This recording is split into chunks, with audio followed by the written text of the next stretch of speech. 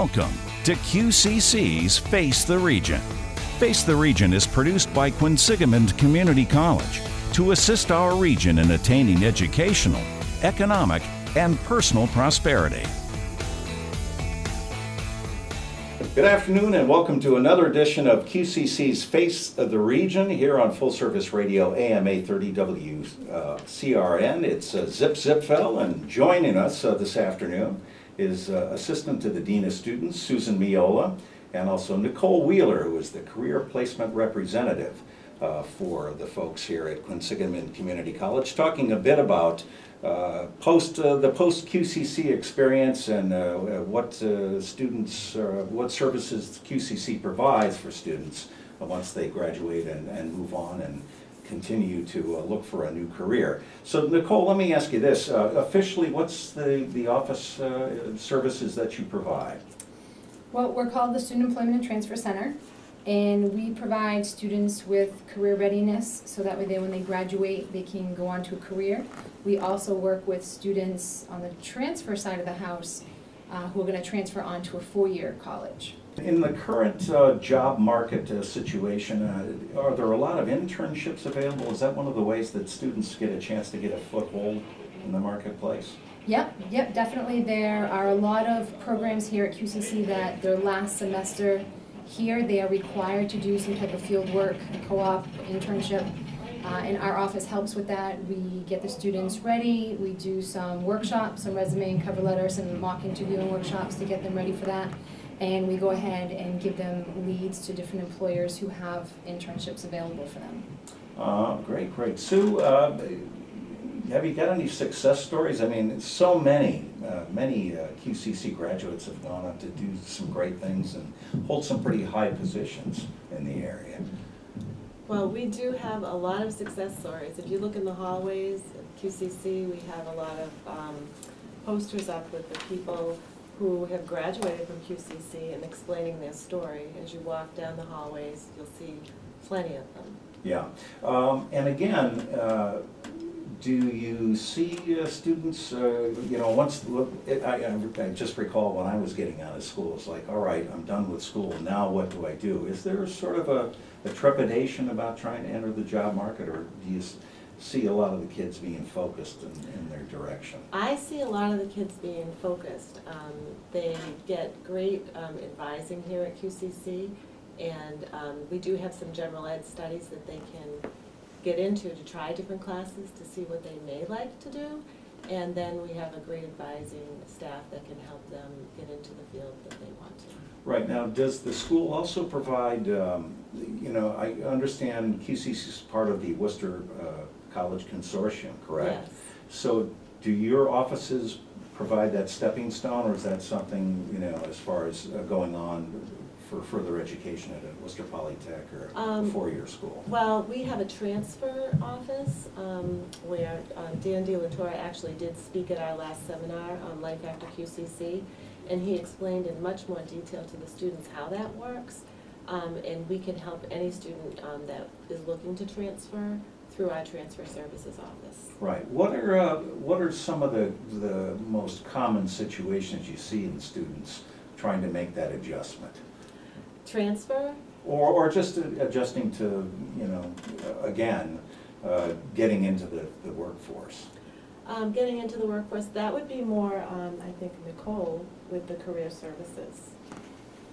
That is an adjustment for students because a lot of students that are here, they're taking classes part-time, they maybe have part-time jobs. Right. But come graduation, they're applying for full-time jobs. Full-time is, Monday through Friday, or, at least 5 days during the week, no matter what shift it is, being at work on time, being consistent. So I think it is a little bit of adjustment for students versus, coming to school, coming on campus. There's a lot of supports, and once you graduate, you're on your own, you're independent, and you have to make those, more difficult decisions without an advisory board or an advisor to help you with that. Well, and you have such a diverse student body here too. I mean, I think you probably have your traditional students who are kids living at home, sort of under the parental umbrella, and then you have people who've been in the workforce and coming back to school, perhaps in their mid-40s.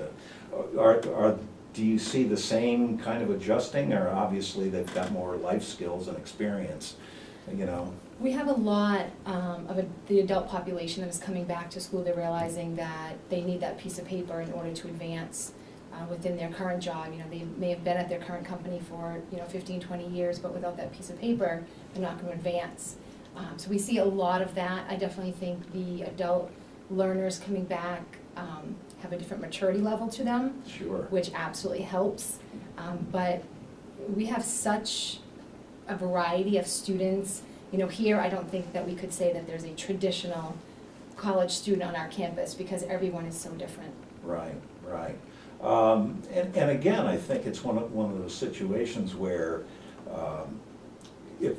if somebody is thinking about going back to school, to further their career, is there any reticence on their part to actually take that step to get back into school for further education? Well, I think we also have a little carrot for them because adult learners coming back who've been in the workforce, we actually have something called prior learning credit, which we will give them college credit towards their life experience or their work experience. So that is a benefit to the adult learner coming back because they start off with, maybe 6, 9, 12 credits towards their program. So they're not here as long. So that's definitely helps them, I think, make that decision once they find out that they can get credit for their work experience and now they're not going to be here as long. Now, how do they assess the quality of your life experience? It's a process. It's a process. What we actually do is they have to sit down with one of the career representatives, myself or my coworker Joe Whitney, and we put a packet together with them, having them write a narrative of, proof relating to how their experience meets the course requirements of a specific course. So first we have to identify which course we're looking at, and you have to apply for credit for each course individually. So there may be 3 courses that they want to apply for credit for, but it's individual packets. And then, I say it's creating evidence, just like a court case. We're creating evidence of how of their accomplishments and their experience and how it relates to that specific course. And then that's actually sent off to the program coordinator in that area, and then they're tasked with reviewing it and deciding if it meets the outcomes of that course and if they're going to give them credit or not. So it's just one person who makes the decision? Yes. Not a jury of their peers? It's a collaborative because, we wouldn't send it on to a coordinator unless we felt it had a little bit of weight to it. But at the end of the day, it's the coordinator of the program that says, yes, I feel that they've met all the requirements of this course or the outcomes of this course or not. So, Right. Yeah. Interesting.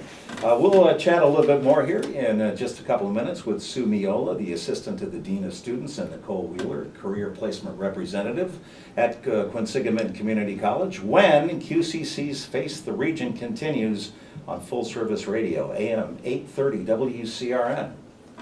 Welcome back to QCC's Face the Region here on Full Service Radio, AM 830 WCRN. Zipfel here along with Susan Miola, Assistant to the Dean of Students, and Nicole Wheeler, Career Placement Representative for Quinsigamond Community College. Sue, tell me a bit about SHE. I know it's an acronym for Support, Help, and Encourage, but boy, it goes a lot deeper than that, does it not? It sure does. SHE is a mentoring group for women here on campus that are currently attending QCC. It connects these students with female members of the college faculty and staff to assist them with a variety of issues on campus.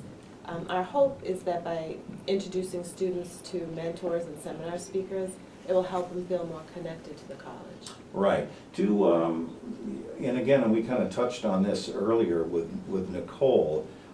Students who are re-entering, adult students re-entering college, and do you think women face a specific kind of challenge to do that? Is it different for women than men? Well, I think women have their own unique challenges, men as well, but I'm finding a lot of challenges with daycare, with just different issues trying to re-enter the workforce after maybe being out for a while. And we have SHE is a great support unit for the returning students. Right, I would imagine that it's an adjustment to step out of that, whatever long-term thing they've been doing, either raising the kids, and then suddenly having the kids grow out of the household, and then deciding to go back, or in many cases juggling a crazy schedule of a little bit of all of the above. Yeah. And now you offer mentoring as well? Do you assign mentors for? Yes, Yeah. we actually have existing female students at QCC are allowed to apply to be a mentee. And then we have faculty and staff that will volunteer to be mentors. And there's an application they fill out, and then we actually try to best match the mentors and the mentees with each other. And we have meetings and we have our seminars for support. Right now, I see you've got a understanding your college finances. I know QCC has got to be one of the most cost-effective ways to get an education, hands down. But does the school provide specific financial help, or how's that work? Well, we have our financial aid department, and certainly any student can go in and apply, and we do have, help, and we have seminars to fill out the FAFSA and different things like that. But in this seminar that's coming up on March 10th, Understanding Your College Financing, Short and Long Term, we're actually going to have Michelle Tufo, who is the Dean of Enrollment Management here, and some of the financial aid representatives speaking to the students about finances and how to finance their college education. Right. And again, I would think, and I have no background in this at all, if, say it is a single mom with kids, are there specific loan programs that help women in that situation? Well, financial aid is basically based upon your financial situation.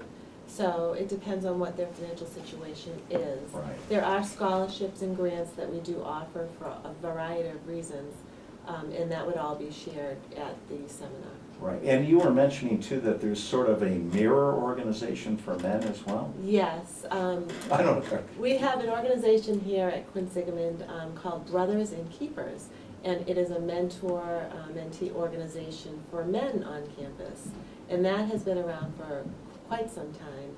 And our Dean of Students, Elizabeth Woods, decided that it was time that we had one for women too. So that is how she was created by the idea by our Dean of Students. Yeah. Can you tell me a little bit about, just in general, some of the challenges, and I know I keep going back to these situations where adult students are coming back to go to college. It just seems like what are the typical problems that they face, just from a personal standpoint? Is it a having I don't want to say the courage to go back, but just the resolve to get an education? Well, I think it's the resolve, but it's also a lot of time management and responsibilities that you currently have in your life. You need to be able to juggle. When we started the SHE organization, we actually did a women's needs survey to find out what those needs are, directly from the women who are interested in joining SHE. And then we ranked the survey in order, and that is how we came up with the titles for our seminars. Right. So we've been addressing the needs survey of what they're saying their challenges are by the survey that they told us what they need. So, okay, and finances are obviously way up at the top. It's right up there. Okay, so give me a few of the other bullet points below. All right, well, some of our previous seminars that we did, let me take a look. They wanted to hear about success stories from accomplished women. So we had a SHE Women of Influence panel. They were looking for college and community resources. So we did that and pulled out all the resources and brought everybody together. And then they talked about stress management. So we did a stress management exercise. So that was some of the ones that they were talking about. Again, it's my age is playing into this question. I have at times thought about going back to school, but I have to admit, geez, I don't know, would I want to sit in the classroom with kids, half my age, blah, blah, blah. that's one of the things I think that QCC really has a grip on, is making that re-entry into the college situation really comfortable for whatever your background is. That is very true. We have both traditional and non-traditional students here, and we try our best to make everybody feel welcome. The staff and the faculty are top-notch, and they do whatever they can to help you. Right. And again, Nicole, going back to preparing for finishing up at QCC, you know, I guess it's that same kind of a deal. You know, once you get comfortable in a school situation, and it's coming to an end, I would imagine there's, again, a little bit of nervousness about, you know, stepping out. I think after graduation, a lot of students are nervous, but I think that once they get a taste of the education and realize that they did a really good job here, that a lot of them decide to change their mind instead of going right into the workforce, and they go on to a four-year school. I work with a lot of adult students who thought they were only going to come back for a certificate or maybe an associate degree, and they decided that they're not going to stop there, they're going to go on, and they decided that they're going to work full-time but then go on to a four-year school part-time to finish up their bachelor's. So I think once you come and get a taste of, you know, what you can do for yourself and, you know, accomplish with furthering education, they want to continue. That's great, that's great. We'll find out more about the services and the career opportunities and the post-QCC lifestyle in just a couple of minutes with Nicole Wheeler and Susan Miola as QCC's Face the Region continues on Full Service Radio, AM 830 WCRN. AM 830 WCRN Full Service Radio, you're listening to QCC's Face the Region. And we're talking this afternoon with Susan Miola, Assistant to the Dean of Students at Quinsigamond Community College, and also Nicole Wheeler, who is the Career Placement Representative as well at QCC. And I'll tell you, it seems between the two of you, well actually across the campus, there are so many services that QCC really does provide for students in so many ways, shapes, and forms. You were mentioning something about Tech Apprentice. What's that all about? So Tech Apprentice is for our CISA and CIS students, and I like to call it speed co-oping. It's on the same basis of speed dating, but instead of finding a date, they're trying to find a co-op for their spring semester to complete their program and obviously graduate in May. So we had 8 employers, and we had 7 students show up this morning for this Tech Apprentice breakfast. And what they do is they each get 7 minutes per table. So each student dressed very nicely, prepared, has their resume, and they meet with each employer for 7 minutes and try to promote their skills and what they're looking for a co-op, and try to be accepted with this employer for a co-op for the spring semester. Okay, now when you say co-op, that's a paid part-time position? I don't. Yeah, so co-op is just a fancy word for internship. Oh, okay. Yeah, it's the same thing as an internship. They can be paid or unpaid. A lot of times the ones in, you know, computer information systems ends up being a paid internship. Not all of them are paid though. Right, but you were mentioning, we were talking during the break about the various success stories, and I guess that it was true this morning. Yes, so 2 of our employers that came back this morning to be employers actually this time last year were on the other side of the table, and they were students. So these were students that were successful in getting a co-op at these companies. One was Nichols College, and the other one is a company called Storm Patrol. And these students were co-op students last year, so they know what it's like this morning to be on the other side of the table, you know, coming in nervous and Sure. interviewing. And they successfully was accepted into a co-op last year, and then at the end of their semester, when they finished their co-op, they were hired on as full-time employees. So now they came back to do what they were last year and actually interview our students, and hopefully they'll take on a couple of our students for a co-op. Wow. Now those kind of stories must be personally really rewarding to you folks, I would think, when Yes. you see somebody just immediately jump right in. Yes. We have a lot of students who definitely, you know, listen to the advice that we give them and follow the directions on utilizing our services and, you know, taking on the initiative to go out and look for a job or network or reach out to employers. So it's nice to see when they can come back and say that they were hired, or, you know, they succeeded, they have a co-op. Right, and you mentioned also you have a specific kind of software, job search software that, in Yes. your office? So we have a couple different things for students, especially in the last semester. We have the Wyvern JobNet job board, which is a job board for current students and alumni. They can go on and create a free account, and they can look for jobs of all types, part-time, full-time, volunteer work, internships. And we promote this to the local employers, and employers can create an account on our job board and post positions as they come up, which is great because students can use it even after they graduate. We have students, alumni, you know, coming back a year later and saying, can you help me with my resume again? You know, I'm looking for another job, I got some experience and I want to go on again. Is the job board still available? And alumni can use it just as much as current students can use it, Wow. which is great. And then we have another software that we just recently got this fall. It is called Interview Stream, which is wonderful because one of the biggest reports we get from employers is that students do not know how to sell their skills. So they don't do well in an interview because they just don't know what to say. They've been looking at their phone for Exactly, they 4 don't know how to years. text. If it was a texting interview, it'd be great, they would ace it. But something in person where they have to verbally sell their skills and tell this employer how they fit and how they're a good candidate, they can't do. So we actually got a grant to purchase this software called Interview Stream, which is basically mock interviews. So students can create an account, and you know, the comfort of their own home, as long as their computer has a camera, they can videotape these mock interviews, play it back, see what they did that, you know, went well, see what they didn't do. You know, did they have eye contact? Did they fidget? Did they not present their skills well? And they can redo this interview, practice this mock interview as many times as they need to before they actually sit down with a real employer. So. Now, wait a minute, in the so is there a live person on the other end of the stream that interviews you? It's the computer. Oh, okay, So the okay. computer has over 7,000 pre-recorded questions, and it's actually by industry. So the student can, you know, click on whichever industry they are, and questions will pop up that's appropriate to that industry.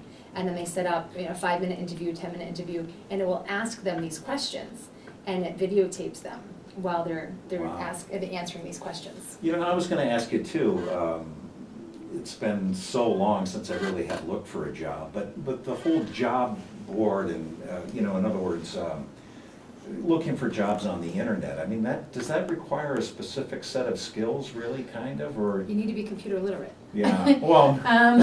Which some people it comes easier to than others, but you know, employers don't post positions in the newspaper anymore, and Yeah. it's all online. It's whether it's on a website or a job board, or if it's on their page. Every employer usually has a career page where you can go and look for positions, but you have to be able to kind of maneuver through the internet and search, and you have to get a good reputable job search site, because there are tons of job search sites, but they're not all reputable. Yeah. You know, some of them have outdated jobs that closed 6 months ago. Our job board is great because it's actually employers that reach out to us, and they know that, you know, we have students that are certificates or associate level. We don't have bachelor's level with 6 years experience. So they really know the type of student that they're looking for, and that it's an entry-level student, and that's the types of jobs you're gonna find on our job board. Right. Interesting, really interesting stuff.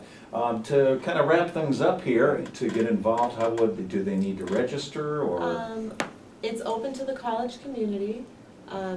You can attend, you can just contact me at smeola@qcc.mass.edu and let me know if you're going to attend. It's open, like I say, to the college community, and anyone can come. Great. And Nicole, should somebody want to get a hold of you to ask some more questions about the services you provide? Yep, they could actually go to our page on the Q, Career Placement Services page on the Q, and they can come. We actually also have, throughout the whole semester, we have a lot of workshops, job readiness skills, resumes, cover letters, interviewing, that students can just stop on in or they can register for, as well as March 29th and 30th we have big events this spring. So the 29th we have a job fair where we will have 25 employers coming to hire our students looking for internships and jobs. And then on March 30th we have a transfer fair, which there'll be probably 35-plus colleges, four-year colleges here to answer questions for our students. Great, great. Great work you're both doing and continued success with it. Nicole Wheeler, Career Placement Representative, and Sue Miola, Assistant to the Dean of Students here at QCC. Thanks for being with us this afternoon. We look forward to chatting with you again in the near future. QCC's Face the Region. That's it for this edition. We'll see you the next time around on Full Service Radio, AM 830 WCRN. This has been Quinsigamond Community College's Face the Region. Join us again next weekend on AM 830 WCRN.